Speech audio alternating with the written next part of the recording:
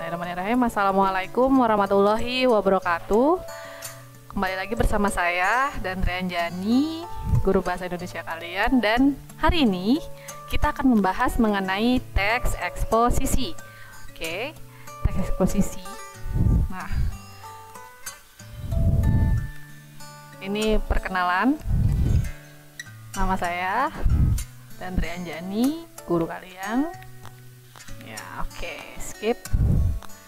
Nah, kita hari ini akan diskusi interaktif tentang definisi, ciri, dan jenis teks eksposisi, lalu identifikasi teks eksposisi, lalu contohnya, kemudian bagaimana penyusunan teks eksposisi, dan terakhir saya akan minta kalian untuk membuat tugas pidato.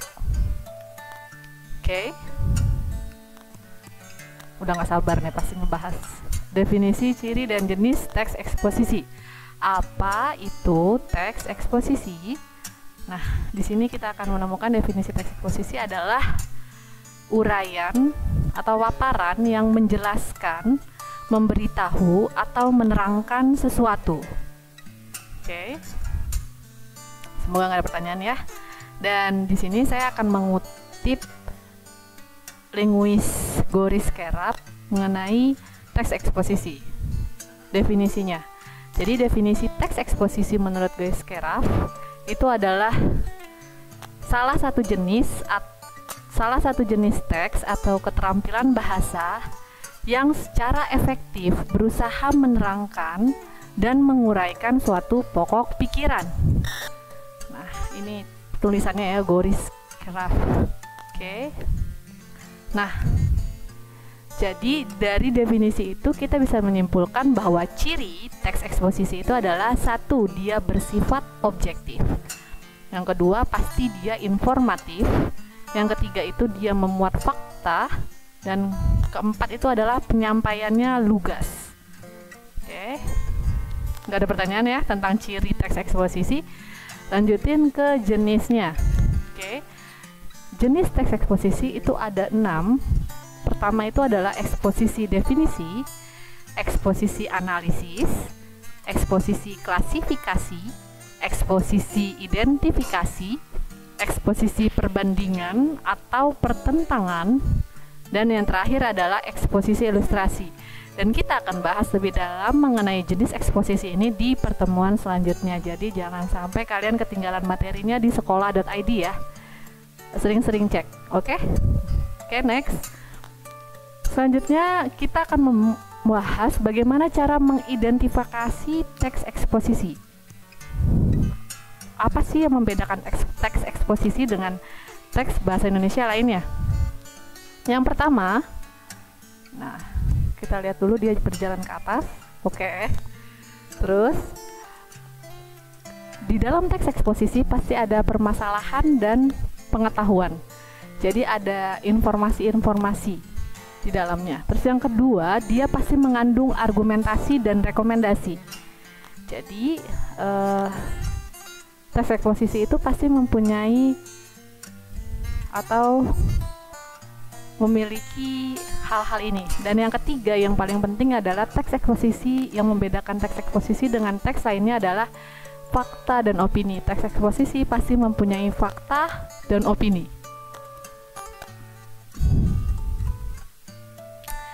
Nah, pidato itu adalah salah satu contoh penyampaian teks eksposisi yang mengandung ketiganya. Dan yang paling dominan, yang paling terlihat adalah di argumentasi dan rekomendasinya. Seperti itu. Jadi apa sih bedanya argumentasi dan rekomendasi? Slide selanjutnya. Oke, jadi di dalam paparan pidato, argumentasi itu adalah alasan untuk memperkuat atau menolak suatu pendapat, pendirian, atau gagasan. Jadi dia bisa terbagi dua, bisa mendukung atau menolak, memperkuat atau menentang, seperti itu. Jadi argumentasi itu yang harus kalian tentukan dari awal saat membuat pidato. Yang kedua itu adalah rekomendasi. Nah, rekomendasi itu apa? Rekomendasi itu adalah saran yang menganjurkan atau membenarkan dan menguatkan. Jadi saran ini bisa kita katakan sebagai solusi yang penulis tawarkan atau yang pembicara pidato tawarkan kepada para pembaca atau para pendengar. Seperti itu. Gak ada pertanyaan kan ya? Nah, sebelum kita masuk ke fakta dan opini, saya mengutip pendapat atau pendapat filsuf. Jadi zaman dulu tuh ada pendapat bahwa segala sesuatu yang kita dengar adalah pendapat, bukan fakta. Dan segala sesuatu yang kita lihat adalah perspektif, bukan kebenaran. Ini dikemukakan oleh Marcus Aurelius. Oke. Jadi kalian bisa, dari kutipan ini kalian bisa menyimpulkan sebenarnya perbedaan fakta dan opini. Jadi apa sih perbedaan fakta dan opini? Fakta itu adalah hal, kejadian atau peristiwa yang merupakan kenyataan atau sesuatu yang benar-benar ada atau terjadi. Seperti itu.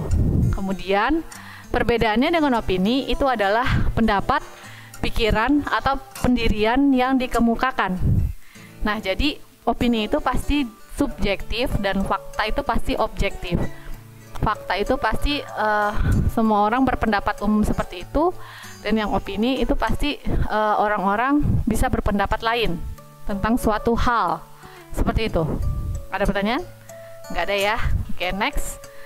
Jadi ini yang harus kalian tekankan dalam hidup kalian, bahwa jangan pernah takut aneh dalam mengungkapkan pendapat. Karena setiap pendapat yang kini diterima itu pernah dianggap aneh, dan ini dikemukakan oleh filsuf Bertrand Russell. Jadi di sini dia kemukakan bahwa dari zaman dahulu pendapat yang baru itu pasti selalu dianggap aneh. Seperti itu, oke? Selanjutnya, ini adalah contoh teks eksposisi. Contohnya apa aja sih? Nah, ini adalah contoh dari teks eksposisi analisis ya. Jadi dia tentang bumi, pembangunan dan bencana lingkungan, seperti itu. Kita akan bahas ini di pertemuan selanjutnya, dari struktur, kaidah kebahasaannya, dan bagaimana menentukan fakta dan opini di dalamnya. Oke. Ini banyak ya. Jadi di sini kita bisa lihat perbedaannya. Biasanya kalau misalnya fakta itu dikemukakan juga dari angka atau data statistik. Terus juga ada survei-survei yang bisa dibuktikan gitu ya, yang bisa dipertanggungjawabkan. Juga ada sumber akurat yang bisa kita cek. Seperti itu. Oke, nah dalam penyusunan teks eksposisi apa sih yang harus kalian garis bawahi atau harus kalian perhatikan? Itu pertama adalah kalian harus menentukan topik bahasannya dulu. Kemudian baru menentukan tujuan penulisannya. Jadi kayak apa sih topik? Jadi misalnya contoh, kalau topik itu ya sebenarnya tema atau gagasan utama atau ide yang mau kalian sampaikan itu apa. Nah, tujuan penulisannya itu apa? Kalian mau memberikan solusi kepada pemerintah atau mau menjelaskan saja gitu secara definisi? Nah, kalian harus tentukan dari awal untuk membuat draft atau membuat coret-coretannya ya sebelum teks itu jadi. Terus kalian akan membuat kerangka teks berdasarkan strukturnya. Juga dilihat juga kaidah kebahasannya ya. Kemudian kalian akan kembangkan gagasan pokok dan gagasan penjelas yang sudah kalian tentukan tadi. Jadi berdasarkan topik. Jadi gagasan pokok dan gagasan penjelas pasti tidak akan bisa lepas dari topiknya atau temanya. Kemudian baru deh dituliskan secara padu. Oke, sampai sini nggak ada pertanyaan ya. Sekarang kita akan membahas tugas. Tugasnya apa sih? Nah, tugas untuk minggu ini saya minta untuk membuat pidato dengan tema pembelajaran daring selama masa pandemi COVID-19. Oke, pengumpulannya di akhir minggu di minggu malam jam 23.59. Saya tunggu ya. Silakan kalian mulai. Oke. Terima kasih. Kalau ada pertanyaan jangan lupa kita diskusi di laman materi di sekolah.id. Saya tunggu pertanyaannya.